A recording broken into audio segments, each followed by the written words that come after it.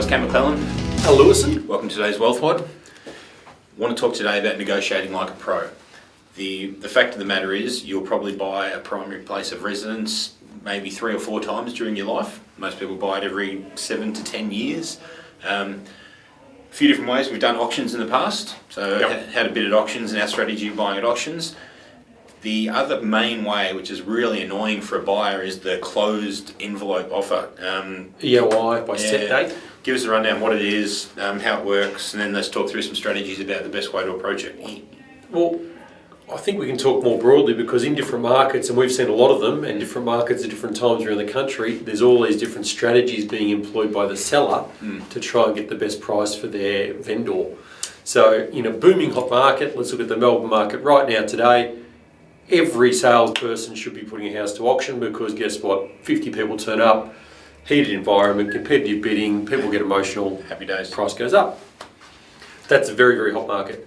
The next step below that is an EOI campaign, expression of interest. By set date. So what they'll say is, hey, here's a property on the market and we need all offers submitted by the 12th of September at 5:30 in our office. We'll review them and the highest bidder will win the property. That's a lie. Because what they really do is get the top 5 and ring them all and say, oh, you're pretty close, you sure you can't do a bit more? So that's another strategy. What do you reckon they do in a freezing cold market, Kim? Freezing cold market, well, they usually make it up and they go, look, there's been a lot of interest in this, maybe put an offer forward and I'll take it to the vendor and I'll see if I can get, and they play the buddy system. They go, look, there's a lot of interest in this. What I can do is take yours and see if I can get yours across the line. So it's usually, there's an agent working over there with someone else, pretend to be the buddy, I'll be L's buddy, try and basically get anything on the table. They're literally trying to get any offer and then work someone up from there. Basically, that's pretty much it. There's also the old off-market campaign. So as developers, we're actively trying to be out in the market buying off-market. So what that really means is that we're approaching the vendors, we're strategically pinpointing areas, we're knocking on doors, we're sending letters, and we're talking to them directly before it hits the market to decrease competition.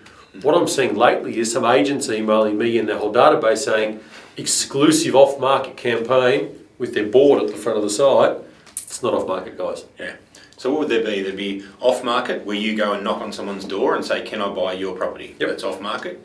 There's pre-market, which does happen. As a developer, you get a lot of agents going, look, I'm about to list this one. Let us know. It's not on the internet yet. I haven't talked to any other developers. I'm listing it today. Do you want to put an offer in? That's what I call pre-market. Yep. Then on-market is what Elle said, basically, emailing everyone. It's on the internet. There's boards up. There's marketing dollars behind it. I want to go back to what you said before about closed envelope and a couple of ways to approach those. Yep. Particularly if I was a vendor selling. I reckon there's a good way to do it as a vendor selling, and then there's probably the best ways to do it as the potential purchaser. So potential purchaser, I mean, my only strategy is basically if the offer's closing at 5 o'clock, see if you can drag any sort of information out of the agent on what sort of dollars they're looking for, what get across the line, what terms. But basically, if it's closing at 5:30, turn up to the vendor's house at 5:30 or the agent's office at 5:30 and submit it in the last minute. Yeah, one thing we learned early on was that there's listing agents and non-listing agents working for any local agency, and the listing agent wants to sell the property himself. So if you're dealing with a non-listing agent, as Cam's saying, you've got to be creative and you've got to basically turn up at the day that you can just sign the envelope and say take it inside, because the listing agent could potentially get your guys off and ring his own purchaser back and say, jack it up a little bit or you miss out. And the reason you do that is because if I'm one agent and I've got to buy, Al's a listing agent, if he sells it himself, he gets the listing, he's got the property, plus he gets the buy, he gets 100% of the comms, or the potential comms for that agent. If I get in on the deal, I'm going to take a bit of his comm off him. Comms, commission. Commission, sorry. Yeah, commission. Right, so that's as I'm submitting offers, basically leave it to the last minute, try and deal with the listing agent. Yep. If I'm selling and I want to do a closed envelope, what's some ways to get it up? You mentioned before that usually the agents will say, put your highest bid in, the best one gets it.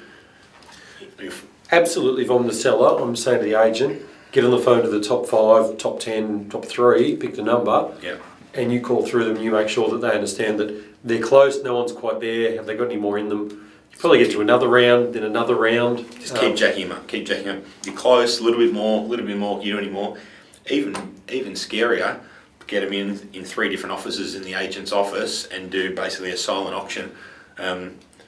The sad thing is if you're the potential buyer and you're stuck there doing those offers or sitting in an agent's office thinking there's someone else bidding against you, you've got no idea if there's any other offers at all. So it's always that bad one. And as we're sort of talking this through, when Cam was auctioning his place we talked about a few months back, we had the same sort of strategy talks going over days. You could do this, you could make the reserve that, you could try this, you could do it like that.